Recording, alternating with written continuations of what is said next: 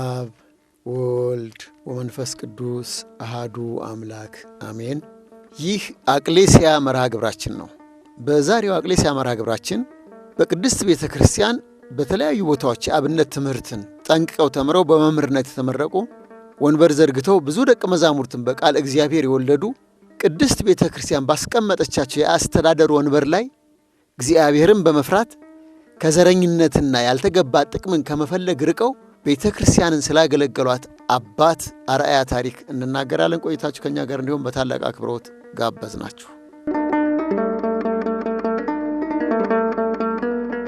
በጥንተ ስሙ ሸዋ ጠቅላይ ግዛት እግዚአብሔርን መፍራት ርስታቸው ያደረጉ ብዙ ቅዱሳን የፈለቁበት ምድር በአምስተኛው ክፍለ ዘመን አባ ሊባኖስ የጸለዩበትን ቦታ ለረጅም ጊዜ በመንፈሳዊ ተጋድሎ አቅንተው ንቡራነ እድን በእግዚአብሔር ቃል በማስታጠቅ የወንጌልን ዘር በምድረ ኢትዮጵያ የዘሩ የደብረ ሊባኖስ ኮከበ ወንጌል ጻድቁ አባታችን አባ ተክለ ሃይማኖት መካን በኢትዮጵያ ኦርቶዶክስ ተዋሕዶ ቤተ ክርስቲያን የብዙ ቅዱሳን መካነ ተጋድሎ የሆነውን ዋልድባ ገዳምን የመሠረቱት 90 ቅዱሳነ ቡልጋ የተገኙበት ምድር በትረ ክህነትን ከበትረ መንግሥት ደርበው የጨበጡ የብዙ መጻሕፍት ደራሲ አጼ ዘርዓ ያዕቆብ ምድር በቤተ ክርስቲያን የነገር ሃይማኖት ክርክር ሲነሳ በአጼ ዘርዓ ያዕቆብ ጥሪ እየታደሙ የቀና ሐሳብን ያፈልቁ የነበሩት የደብረ ከዋክብት ዝቋላ አቡነ ገብረ መንፈስ ቅዱስ አበው መምህራን መነኮሳት የተጉለት ዜማ ሀገር መገኛ ምድረ ሸዋ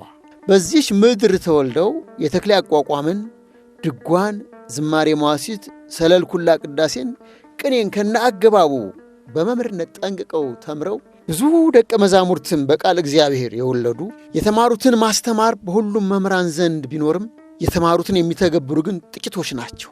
የተጠሩ ብዙዎች፣ የተመረጡ ግን ጥቂቶች እንዲል ከተመረጡት ጥቂቶቹ መሃል አንዱ የሆኑትን አባት ታሪክ እናያለን። ቅድስት ቤተ ክርስቲያን በሀብት ንብረቷ ላይ ብታሰለጥናቸው በተሰጣቸው ሀብተ ልማት ቤተ ክርስቲያንን በሐቀኝነት ከማገልገል ውጭ አላስፈላጊ ጥቅምን ለእኔ የማይሉ እግዚአብሔርን የሚፈሩትን የሚያከብሩ ለመኖር ብለው የማያስመስሉ የማይሸነግሉ ልብና አንደበታቸው የተስማማላቸው አባት ሰውን ትንሽ ትልቅ ሳይሉ በእኩል ዓይን አክብረው የሚያዩ ለሥራው የሚመጥን ለእውነት የቆመን ሰው እንጂ በተወለደበት ሀገር ሰውን የማይመርጡ አለ እግዚአብሔርን ሲያዜሙ የመጨረሻው የኢትዮጵያ ንጉሥ አፄ ኃይለ ሥላሴ ከነበራቸው ፍቅር የተነሳ ቀላል ያልተባለ ሀብትን የሸለሟቸው የቅኔው ሊቅ የአመራር መሐንዲሱ ክቡር የኔታ መልአከ ደብረ ዘይት አለቃ የማነ ብርሃን ስዩም የአብነት ትምህርት ቤት ጉዞ በቅድስት ቤተ ክርስቲያን አስተዳደር የሰሩትን መልካም ተጋድሎ በዚህ ዘመን ላሉ መምህራን ደቀ መዛሙርትና መሪዎች ሁሉም ክርስቲያኖች አርአያ ይሆን ዘንድ ይዘንላችሁ ቀረብን።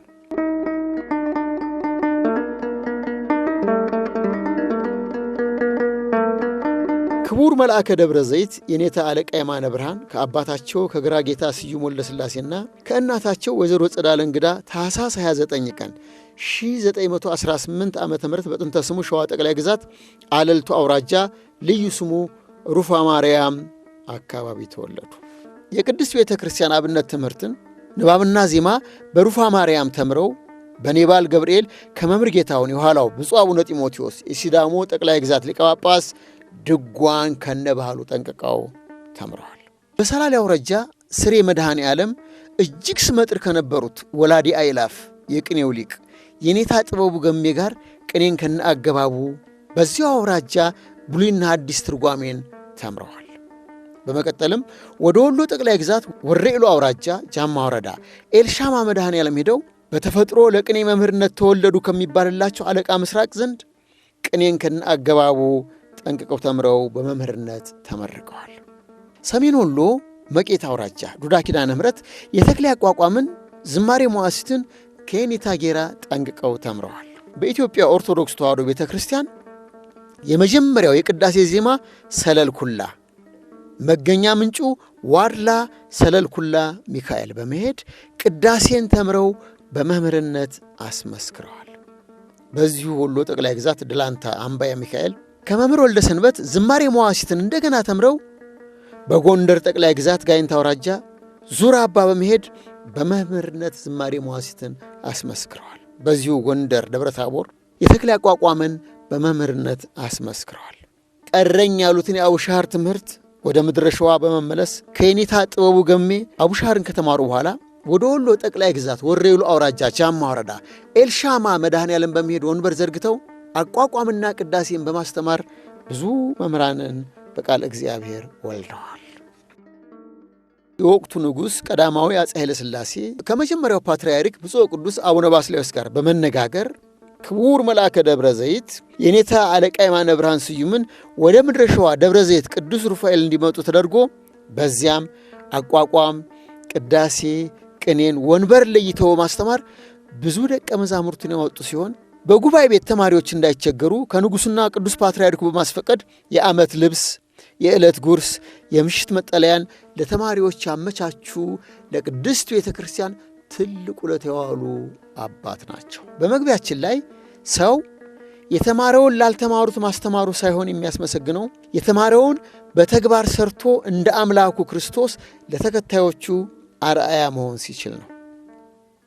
ሐዋርያው ቅዱስ ጳውሎስ የአምላኩን የክርስቶስን ሥራ ሰርቶ እኔ ክርስቶስን እንደምመስል እኔን ምሰሉ እንዳለ ክቡር መልአከ ደብረ ዘይት የኔታ አለቃ የማነ ብርሃን ስዩም የወንጌሉን ቃል አስተምረው ተግብረው እኔን ምሰሉ ያሉ አባት ናቸው። አዲስ አበባ የካ ደብረ ሳይል ቅዱስ ሚካኤል ሲመደቡ አብረው ያገለግሉ የነበሩት መጋቢ ሐዲስ ሳሙኤል ገብረ ሕይወት ይሄን ነገሩ። መጋቢ ሐዲስ ሳሙኤል ገብረ ሕይወት ይባላሉ። መልአከ ሳህል የማነ ብርሃን ስዩም ይባላሉ። የደብረ ዘይት አለቃ ነበሩ።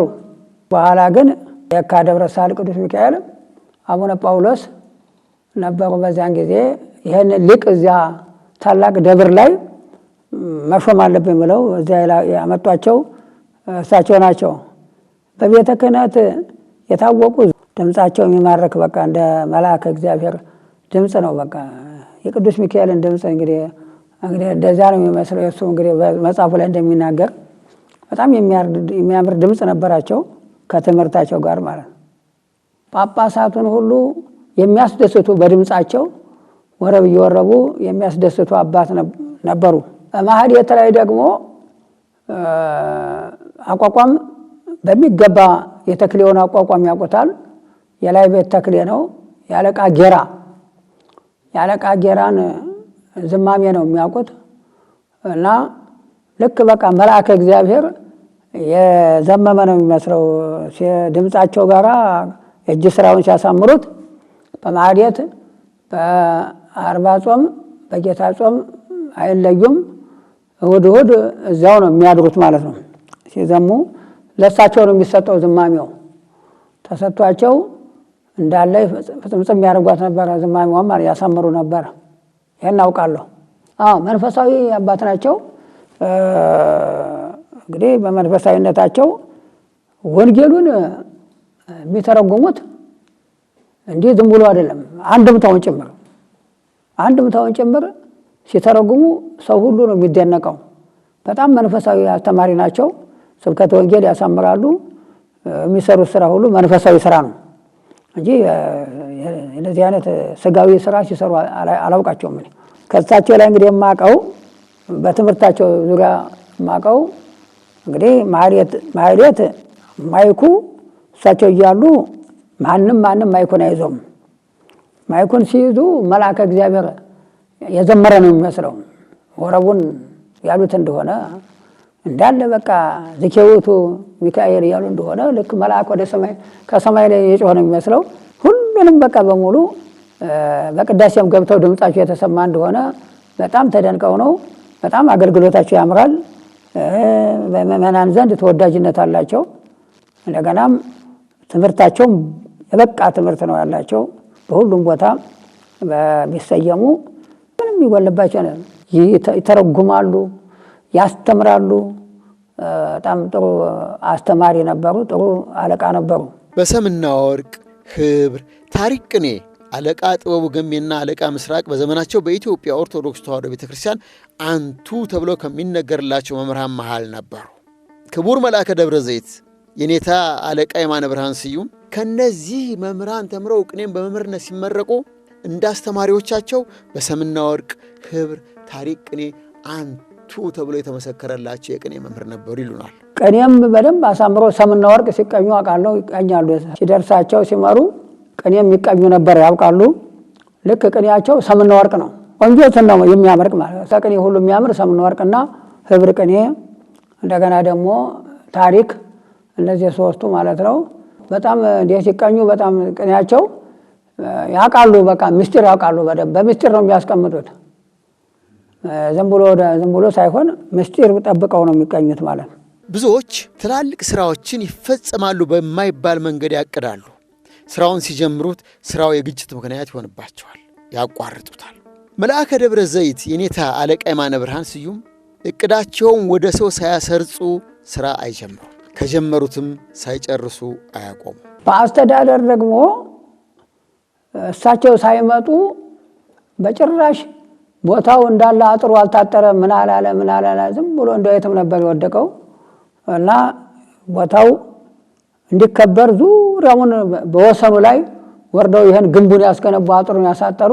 የፊተኛው ውስጥ ነበረ። ያን ሁሉ አፍርሰው ወደታች አውርደው ግቢያችንን ያሰፉና የገነቡ ግንቡ በክልል ከልለው የያዙ የገነቡልን እንደገና ደግሞ እሳቸው ናቸው። ሌላ ደግሞ መቃብር ፉካ የለው ነበረ። አሁን ድረስ አላለቀም ፉካው። በላይ በኩል ያለው ፉካ የሰሩ እሳቸው ናቸው። ፉካውን የሚካኤል ፉካ የተሰራው በእሳቸው ነው። ይሄን አውቃለሁ። ቀጥታ ካህናቱን ያከብራሉ። ትንሹን ግን ወጣቱን ሲመጣ ብድግ ብለው ይቀበላሉ። አክባሪ ናቸው። ሰው በትህትና ነው ሰው የሚቀበሉት። ሰውን ወዲያና ወዲህ መቀየር ምን ማሰቃየት አይፈልጉም። በደንብ ትክክለኛ አመራር ነበር የሚመሩት ማለት ነው። አክብረው ነበር የያዟቸው ካህናቱን። ደሞዛቸውን ለማሳደግ የካህናቱን የእኛን ደሞዝ ለማሳደግም ብዙ ጥረት ያደርጉ ነበር። ይህን አውቃለሁ።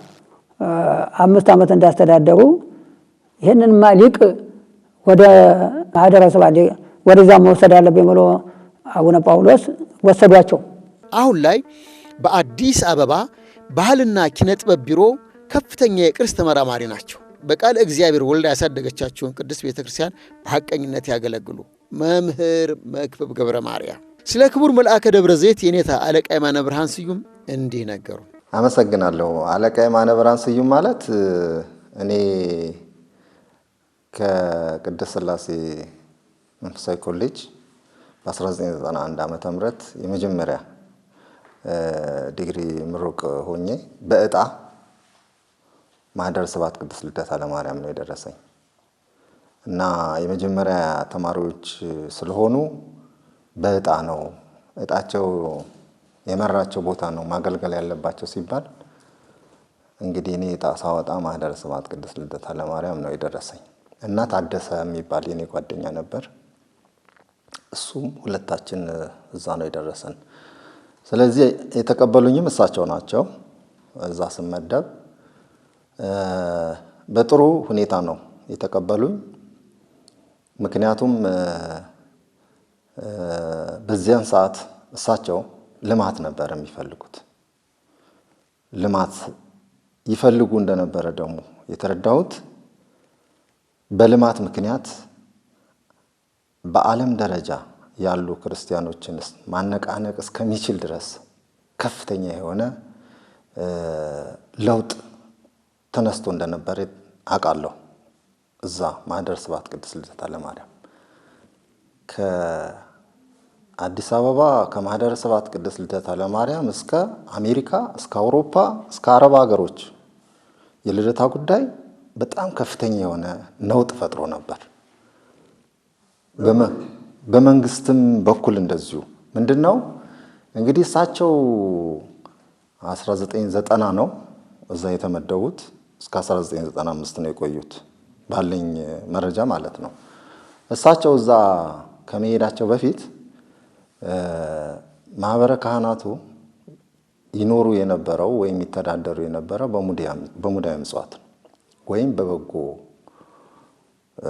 ክርስቲያኖች በሚሰጡት በጎ አድራጎት ነበር። እንግዲህ ብፁዕ ወቅዱስ አባታችን አቡነ ጳውሎስ በጣም ወዳጅ ነበሩ። ከአፄ ኃይለ ሥላሴ ጊዜ ጀምሮ ቅዱስ ሩፋኤል ደብረ ዘይትም ሲያስተዳደሩ የነበሩ ናቸው። የካ ደብረ ሳይል ቅዱስ ሚካኤልም ሲያስተዳድሩ የነበሩ ናቸው። በልማት ይታወቃሉ። የልማት አርበኛ ናቸው። ሰውየው ተወዳጅ ናቸው። የሰው ፍቅር ያላቸው ናቸው እና የማሳመን ችሎታም አላቸው። ድምፃዊ ናቸው። መድረኩን በያሬዳዊ ዜማ ይቆጣጠሩታል እና መጀመሪያ አዚመው ነው ወደ ትምህርት የሚገቡት። እንግዲህ ያሬዳዊ ዜማ ማለት የሰውን ስነ ልቦና መንፈሳዊ ሕይወት ወደ እግዚአብሔር የሚያቀርብ እንደመሆኑ በዚህ ይታወቃሉ። እሳቸው ይወደዳሉ ማለት ነው። መማር ማስተማር የዕድሜ ልክ ስራቸው የሆነ ክቡር መልአከ ደብረ ዘይት የኔታ የማነ ብርሃን ስዩም የዘመናዊ ትምህርትን በተጓዳኝ አጠናቀው ተምረው ስለነበረ በቅድስት ቤተ ክርስቲያን የአስተዳደር ሥራ ላይ ሲመደቡ አመራርን በቀላሉ ለማቀላጠፍ ያግዛቸው ነበር። በማኅደረ ስብሐት ቅድስት ልደታ ለማርያም የሰሩት ግዙፍ ሕንፃ ዛሬ ላይ ያሉ ካህናት አለቃ የማነ ብርሃን ባያስቀምጡት ኑሮ በአይነ ሕሊና እንጂ በአይነ ሥጋ በረከቱን አያዩትም ነበር። በጣም ትልቅ ፕሮጀክት ነው የጀመሩት። ፎቅ ነው የሚሰሩት። እንግዲህ ቦታው እኔ እንደ ኮሚቴም የሰራሁት ምንድን ነው መቃብር ቦታ ነበረ ይሄ ሕንፃ የተሰራበት እና በዚህ መቃብር ቦታ ላይ በጣም ትልቅ ግዙፍ የሆነ ሕንፃ ካህናቱን ሊደግፍ ሊረዳ የሚችል ከችግራቸው ሊያወጣቸው የሚችል ሙዳየ ምጽዋትን ጠብቆ ደሞዝ መክፈል ሳይሆን ቤተክርስቲያኗ በራሷ መተዳደር አለባት፣ በራሷ ገቢ መተዳደር አለባት እና ስለዚህ መሰራት አለበት ብለው አሳመኑ። ምዕመናኑን፣ ሰበካው ጉባኤውን አሳመኑ። በየአቅጣጫው ንቅናቄ ተጀመረ ማለት ነው። እኔ ይህ ሰዓት ነው እንግዲህ የሄድኩት። ልማቱ ከማኅደረ ስብሐት ቅድስት ልደታ ለማርያም እስከ አሜሪካ፣ እስከ አውሮፓ፣ እስከ አረብ ሀገሮች፣ የተለያዩ ሀገሮች ድረስ አናውጦ ነበር። ማለት ምን ማለት ነው?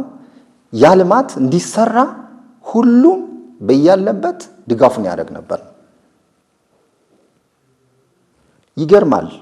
እኔ መድረክ ላይ ስለ ልደታ ለማርያም ታምር አነብ ነበር እና የሚላኩ በስልክ ቀጥታ ስርጭት እገባ ነበር። ከአረብ ሀገር ከአሜሪካ ሀገር ስልክ ቀጥታ ስርጭት እገባ ነበር። ልደታ ለማርያም እንዲጠይቂያት እንዲያደረገችልኝ ብለው ይናገራሉ።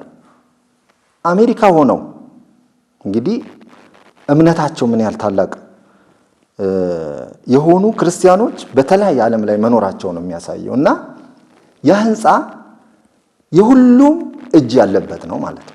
ክቡር መልአከ ደብረ ዘይት የኔታ አለቃ የማነ ብርሃን ስዩም እግዚአብሔርን የሚያውቁትና የሚያገለግሉት በብሉይ ካህኑ ነቢዩ ሳሙኤል በፍርሃትና ጽድቅ እንደሚያገለግለው እንጂ ያልተፈቀደውን የእግዚአብሔር መባ ወደ እኔ በማለት አልነበረም። እንግዲህ አልጋ በአልጋ አልነበረም ያ ጉዟቸው ማለት ነው። ያልተለመደ ነው በዚያን ሰዓት። ይህ ሲሆን ገንዘብ በጣም መጥፎ ነው። ያው የመቀራመት አባዜ የነበራቸው ብዙዎች ነበሩ እዛ ቀድሞ ማለት ነው። ይህ ሳይሰራ በፊት ከሀብት ማባከን ጋር ተያይዞ ሰፊ ስር የሰደደ ችግር እንደነበረ ይታወቃል ይመስለኛል። አቡነ ጳውሎስም ይህን ችግር እንዲፈቱ በትምህርትም ወደ መስመር እንዲያስገቡ ቦታውም ደግሞ በልማት አሳድገው ቤተክርስቲያኗ ተጠቃሚ እንድትሆን ለማድረግ ነው እንግዲህ ዋና ዓላማቸው እና ይህን ሲጀምሩ እስከ ተወሰነ ጊዜ ድጋፍ አግኝተዋል።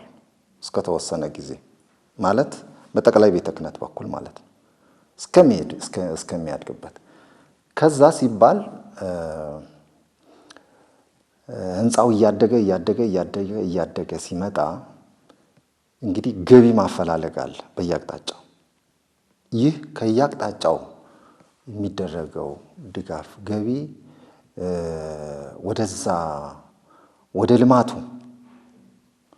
በሚውልበት ሰዓት እንግዲህ ውስጡን አላውቀውም። እንግዲህ በዛን ሰዓት እሳቸው በደንብ ይህንን ነገር ደርሰውበታል እና ስለዚህ እሳቸው ዋና ዓላማቸው ልማቱ ቶሎ ተፋጥኖ አንድ ነገር በቃ ማየት ነው የሚፈልጉት። ልማቱ ተፋጥኖ ህንፃው ተመርቆ ካህናቱ ድጎማ እንዲያገኙ በበዓል ጊዜ ደሞዛቸው ደግሞ ከፍ እንዲል እንደገና ደግሞ ቤተክርስቲያኗ ደግሞ ከነበረችበት የኢኮኖሚ ችግር ወጥታ ራሷ ነፃ ሆና የተለያዩ ልማቶችን እንድታካሄድ ነበር እንግዲህ እንቅስቃሴያቸውና እኔ በዛ ሰዓት መድረክ ላይ ያው ስብከተ ወንጌል እና ሰበካ ጉባኤ ለማስፋፋት እና ስብከተ ወንጌል ለማስፋፋት ነው የተጻፈልን ደብዳቤ። መጀመሪያ ስብከተ ወንጌል መድረኩን እንግዲህ ተቆጣጥሬው ነበረ ከብዙ ጓደኞቼ ጋር።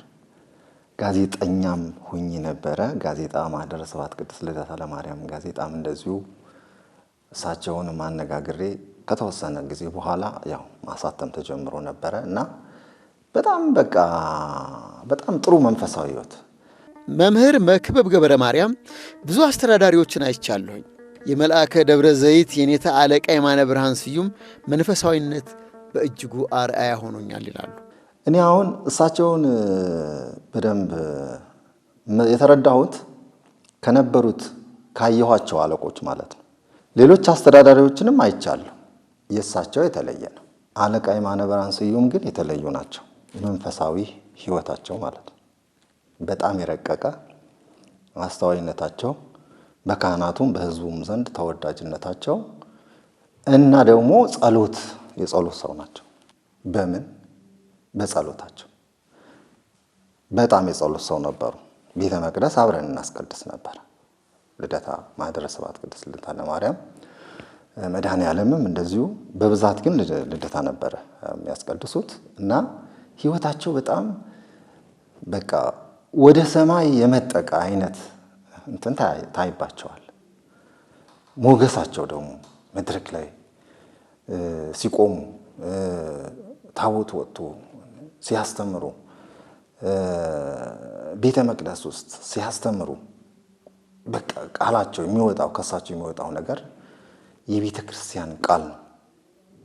ወንጌል ነው፣ ንጹህ ወንጌል እና ከበዓሉ ጋር ደግሞ ተያያዥነት ያለው በዓል መድኃኔዓለም ንግስ ሲሆን የማርያም እንደዚሁ ንግስ ሲሆን የልደታ ደግሞ እንደዚሁ ንግስ ሲሆን ከበዓሉ ጋር የተያያዘ አስርጸው አስተምረው መክረው አስደስተው እልል አሰኝተው ክቡር መልአከ ደብረ ዘይት የኔታ አለቃ የማነ ብርሃን ስዩም የእግዚአብሔርን ቃል ተናግረው በተግባር ሲተገብሩ ህዝቡ ስላያቸው በፍቅር ያለውን በሙሉ ሰጣቸው። እኔ ይገርመኛል። የአንድ ማስታወሰው በቃ የሆነ እንትኑ ሙዳየ ምጽአት እንግዲህ ሰው ይጨምራል እንዲህ እንትን ስንል እሳቸው ሌላ ሙዳየ ምጽአት ነው ያሰሩት። እንግዲህ በትእዛዝ በጣም ብዙ ሙዳየ ምጽአት ተሰርቷል። ያ ሙዳየ ምጽአት እንግዲህ እንደ በርሜል የሚመስሉ ሙዳየ ምጽአቶች በጣም ትልልቅ እና ይሞሉ ነበር እነዚህ ሙዳየ ምጽአቶች። እንግዲህ ህዝቡ ፍቅሩ ነው፣ ዶላሩ፣ ወርቁ በቃ ምንድነው ጉዱ ምንድነው የተአምር እስከ ማለት እንደዛ አይነት ነገር እንግዲህ ያው አንደኛ የታቦቷም ተአምር በሳቸው እንዲገለጽ እግዚአብሔርም ስለፈቀደ እንደሆነ ነው ለኔ የሚገባኝ። ክቡር መልአከ ደብረ ዘይት የኔታ አለቃ የማነ ብርሃን ያን ግዙፍ ህንፃ በመስራታቸው ቤተ ክርስቲያንን ከፍ እንድትል አደረጓት ይሉናል። ያ ህንፃ ማለት የማያልቅ እንጀራ ነው። እንግዲህ የህይወት እንጀራ የምንለው ኢየሱስ ክርስቶስ ነው። ለካህናቱ ደግሞ ምድራዊ የመኖሪያ እንጀራቸው ደግሞ ያ ህንፃ ነው፣ መተዳደሪያቸው። እንግዲህ እሱ ህንፃ ከተሰራ በኋላ ድጎማ አግኝተዋል። በየዓመቱ ድጎማ እኔም አገኘ ነበረ እና ያ ህንፃ በመሰራቱ ችግራቸው ተቀርፎላቸዋል። የበጀት ጥያቄ በቃ የሚጠይቁት ነገር ማለት የኢኮኖሚ ጥያቄያቸው ተቀርፎላቸዋል በአብዛኛው። አንድ ሁለተኛ ልደታ ለማርያም በዓለም ላይ ዝናዋ በጣም ጎልቶ ወጣ ህንፃው በመሰራቱ። ለምን ህንፃው ሲሰራ ሁሉም ተባብረዋል። ከተሰራ በኋላ ደግሞ ማህደረ ስብሐት ቅድስት ልደታ ለማርያም በየዓመቱ ልደታ ታቦት ከመምጣቱ በፊት ማለት ከመንገሷ በፊት ክርስቲያኖች ድጋፍ ያደርጋሉ። ዶላር እኮ ይገርማል እኮ የሚቆጠረው ዶላር። ያ ህንፃ በመሰራቱ የካህናቱ የገቢ ምንጫቸው አድጓል። የኢኮኖሚ ጥያቄያቸው ተመልሷል። እና ደግሞ ሌላኛው ደግሞ እሱ ህንፃ በመሰራቱ ማለት ማንኛውም የትኛውም ሃይማኖት ተማሪ የትኛውም ሃይማኖት ተከታይ ተማሪ እንዲማር ምቹ ሁኔታ የፈጠረ ጤና ኮሌጅ ተከፍቷል። ቤተክርስቲያኗ ዕውቅናዋ በሁሉም ዘንድ ተቀባይነት እንዲኖረው አድርጓል። የዛ የኮሌጁ መሰራት በሁሉም ዘንድ ለጸሎት አማኞች ይሄዳሉ። ዓለማዊ ትምህርት ለመማር ደግሞ ሁሉም ይመጣል ይማርባታል ማለት ነው። እና በተመጣጣኝ ዋጋ ነበርና ስለዚህ ሁለገብ የሆነ ህንፃ ነው የተሰራው። ክቡር መልአከ ደብረ ዘይት የኔታ አለቃ የማነ ብርሃን ስዩም በቤተ ክርስቲያን ሰውን ለስራ ሲመርጡ የመጀመሪያው ሚዛናቸው ሰውየው ሐቀኛ ነው ወይ ከአድርባይነት የራቀ ነው ወይ እንጂ የተወለደ የማይሉ በጠበበ አመለካከት ራሳቸውን ያልወሰኑ የሁሉ አባት ታላቅ መሪ ነበሩ። የህንፃ ሁሉ አስተዳደር ተለምኜ ምን ተብዬ እኔ የህንፃ ብር ልቆጥር ሳይሆን ማህደረ ስብሐት ልደታ ለማርያም ዕጣ ወጥቶልኝ የመጣሁት ወንጌል ላስተምር ነው ብዬ ነው እምቢ ብዬ ነው። የህንፃ ኃላፊ እሱ ነው፣ ታማኝ ሰው ነው፣ መክብ ነው፣ ዲያቆን መክብ ነው መሆን ያለበት። በቃ ተለምኛለሁ በእውነት እሱ ብቻ አይደለም የገንዘብ ቤት ሁሉ ተለምኛለሁ። ኦኬ እና ዓላማ ይሷ አልነበረም። እኔ ከሳቸው ጎን ሆኜ ህዝብን ማሳመን ነበር የምፈልገው ሰው ነበር ያገኘሁት በዛን ሰዓት። የምፈልገው ማለት በቃ እኔ ዓላማዬ ከሰዋስወ ብርሃን ቅዱስ ጳውሎስ ወጥቼ መንፈሳዊ ኮሌጅ ተምሬ እድሉን የማስተማር እድሉን ያገኘሁት እሱ ነው። ሰዋስወ ብርሃን ቅዱስ ጳውሎስ ተመርቄ እኮ የማስተማር እድል አላገኘሁም ነበር። ያው እየወጣን አስተምረን እንመለሳለን እንጂ ነፃ ሆነን አይደለም፣ ከትምህርት ጋር ይሻማል። ስለዚህ በምፈልገው መልኩ ምፈልጋቸው የቤተ ክርስቲያን አባት እውነተኛ አባት ብዙ ምክር ሐሳብ ይሰጡኝ ነበረ። አውቀውኛል ደግሞ የሚገርመው ነገር እና እኔንም አውቀውኝ ነበረ። ውስጤ የገንዘብ ጥያቄ ኦር የሆነ ነገር ጥያቄ እንዳልነበረ በቃ ዓላማዬን ማሳካት፣ ወንጌልን ማስፋፋት፣ የቤተ ክርስቲያን ስም ከፍ ብሎ በአደባባይ እንዲታወጅ የታወጀላትን ያንን መመስከር ደግሞ ተተኪ ነበርን እኛ ያው ለማስተማር ተተኪ ትውልድ ነን እና በዚህ መልኩ እንግዲህ የእሳቸውን ታሪክ አውቃለሁ። እሳቸው ዘረኝነት በፍጹም በእሳቸው ጊዜ የራሳቸውን ወገን አስገቡት የሚባል አልሰማሁም። ዝም ብሎ በቃ የተማረውን ይወዳሉ። የኔታ ነው የሚሉት ሊቁን በቃ የተማረውን በቃ ማክበር ነው። አለቃ ልሳነ ወርቅም እንደሱ ነበረ ስራቸው። የእሳቸው በፊት የነበሩት የካ እሳቸውም የተማረውን ሊቁን ያከብራሉ በጣም እና ከዚያ ከመጣ የትም ሀገር መጣ ብቻ ክብር ይሰጣሉ ማለት ነው። ሁሉም አክባሪ ናቸው፣ ዘረኝነት የላቸውም። እኔ ቅዱስ ነኝና እናንተም ቅዱሳን ሁኑ አምላካዊ ትእዛዝ። እኔ ክርስቶስን እንደምመስል እናንተም እኔን ምሰሉ የሐዋርያው ቅዱስ ጳውሎስ ትምህርት። የአምላካቸውን ሕግ አክብረው አምላካቸውን መስለው በሐቅ ይሰሩ እንደነበረ ይሄን ነገሩ። ሐቀኛ ናቸው በስራ ላይ። እኔ በስራ ላይ ሲሰሩ ነው የማውቀው። በሐቀኝነታቸው እኔ እንደምሰማው ምንም ነገር ገንዘብ አላጠፉም፣ ስራ ላይ ያዋሉት ነው እንጂ የምሰማው አጠፉ የሚል አልሰማውም። እንግዲህ እኔ ሐቀኝነታቸውን የማውቀው በቀጥታ በቀና ልቦና ሲሰሩ አውቃለሁ። በቀና አሰራር በቢሮም ሆነ በሁሉም ሆነ በሳቸው ጊዜ ሲካሄድ የማውቀው ንጹህ ስራ ነው እንጂ እንደዚህ ገንዘብ ጎደለ ተብሎ በሳቸው ጊዜ ምንም ነገር የተደረገ የለም። ኦዲትም በሚደረግበት ጊዜ ሐቀኛ መሆናቸው እየተመሰከረላቸው ነበረ። 5 ዓመት ነው ያስተዳደሩት። በ85 ዓመተ ምህረት ጥር መጨረሻ ላይ መጡ። በዚያ ሲያስተዳደሩ ማለት ነው። እኔ እንግዲህ እሳቸው ገንዘብ ሲቆጥሩ አይቻቸው አላውቅም። ሰበካ ጉባኤ ላይ ሙዳየ ምጽዋት ቆጠራ አለ። ይባርኩና ጸሎት አድርገው ሰው ተክተው ሰው ከጉባኤ ያሉትን ተክተው ይወጣሉ። ባለ ጉዳይ ነው የሚያስተናግዱት። ዛሬ ቆጠራ ላይ ናቸው። አለቃው ሰው አስተናግዶም አይባልም፣ እኔ እስከማውቀው ማለት ነው። አሁን ይሄ ትልቅ አስተማሪ ነው። ታማኝ አደራ ብለው ይወጣሉ እዛ። ከዛ ሄደው ቢሮ ባለ ጉዳይ ያስተናግዳሉ በተለያየ አቅጣጫ። የልማት ሰዎችን ደግሞ ድጋፍ ሊያደርጉ የሚችሉ ሰዎችን ደግሞ እየጠሩ ያነጋግራሉ። ገንዘብ ላይ የነበራቸው አቋም እንግዲህ እኔ የተቸገሩ ሰው አይደሉም። እሳቸው የገንዘብ ፍላጎት ያላቸው እንዳልነበሩ የማውቀው ምንድነው ልማት ነው። በቃ እያንዳንዱ ተጀምሮ እስኪያልቅ ድረስ እለት ምን ጎደለ፣ እንዴት ነው ይሄንን ነገር ገንዘቡ ሊመጣ የሚችለው፣ በምን አይነት መልኩ ነው። በቃ ለህዝብ ይናገራሉ። እሁድ ቀን ይናገራሉ፣ በዓል ሲሆን ይናገራሉ፣ ንግስ ሲሆን ይናገራሉ። እንግዲህ እንደ በረዶ ነው የሚፈሰው ገንዘቡ። አዎ እንግዲህ እሳቸው ራሳቸው ከብት እርባታ አላቸው። የራሳቸው የሆነ ተክል አላቸው ቤታቸው ውስጥ ደብረ ዘይት። አፄ ኃይለ ሥላሴ የሰጧቸው ገንዘብ ብዙ ብር አላቸው።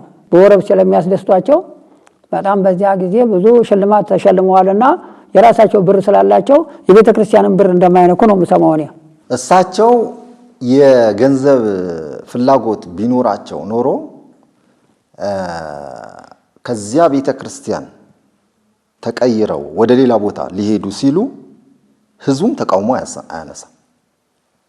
ህዝቡ መላው እኮ ነው ተቃውሞ ያነሳው። በቃ የገንዘብ ፍላጎታቸው ለልማት ነው፣ ለግላቸው አይደለም። ለግል ፍላጎታቸው፣ ለግል መተዳደሪያቸው፣ ምክንያቱም የተሟላላቸው ናቸው እሳቸው። ክቡር መልአከ ደብረ ዘይት የኔታ አለቃ የማነ ብርሃን ስዩም አንድ ትልቅ መርህ ነበራቸው። እኔ በአውደ ምሕረት የሰበኩትን ወንጌል በተግባር ካልተረጎምኩት የእግዚአብሔርን ሕዝብ ጎዳዋለሁ፣ መንጋውን እበትናለሁ በማለት ከዘረኝነት ርቀው የእግዚአብሔርን ቤት ገንዘብ ከተባለለት ዓላማ ውጭ እንዳይነካ በአግባቡ ተቆጣጥረው ስራን የሚያሰሩ እንግዲህ እሳቸው ማለት የወንጌል አርበኛ ናቸው። የወንጌል አርበኛ ደግሞ ሞራሉ ከወንጌል ጋር ነው። ህዝብን ከመለወጥ፣ ህዝብን ከማዳን፣ ህዝብን ከመመለስ፣ የህዝብን ስነ ልቦና ወደ እግዚአብሔር ከገንዘብ ጋር የገንዘብ ፍላጎት ቢኖራቸው እኔ ምእመኑ እሳቸው የሚሉትን ነገር የሚሰማ አይመስለኝ፣ ያምጻል። ብዙ ጊዜ ኩኛ አይታወቀንም። እኔ አሁን ጎርጎሪዮስ ዝዋይ አውቃቸዋለሁ አይደለም? የዝዋይ አሁን ጎርጎሪዮስ እሳቸው የሞራል ልዕልና ያላቸው ሰው ናቸው። እርዳታ ላይ በውጪም እርዳታ ይመጣል፣ ምንም ችግር የለባቸውም። ገዳሙ ተማሪዎችን ለመርዳት ማለት ነው። ግን ሞራላቸው ውስጣቸው በእግዚአብሔር መንፈስና በእግዚአብሔር ቃል የተሞላ ስለሆነ የእግዚአብሔርን ሕዝብ ማዳንና ወደ ንስሐ እንዲመለስ ማድረግ ነው በቃ። ስለዚህ ገንዘብን የሚፈልጉበት እይታ እኔ አላየሁም በራሴ ማለት ነው። እኔ ወደ ገንዘብ የማዘንበል ለገንዘብ የመሰሰት ገንዘብን ወደ ራስ ለማድረግ ሳይሆን ህዝቡ ልደታ ለማርያምን እንዲወዳት ነው በቃ። እርዷት ነው የሚሉት። አልሙላት፣ ካህናቶቹን እርዱላት፣ አገልጋዮቿን እርዱላት ነው የዘወትር ጥያቄያቸው። እንግዲህ ከዚህ በላይ ምን አለ? እና የሚታየው ደግሞ ለውጥ ዕለት እድገት ነው። የዕለቱን አቅሌሲያ መርሃ ግብራችንን እዚህ ላይ ስናጠናቅቅ የዚህን ቀሪ ክፍል በቀጣዩ ሳምንት እንድትከታተሉን በታላቅ አክብሮት በመጋበዝ ነው።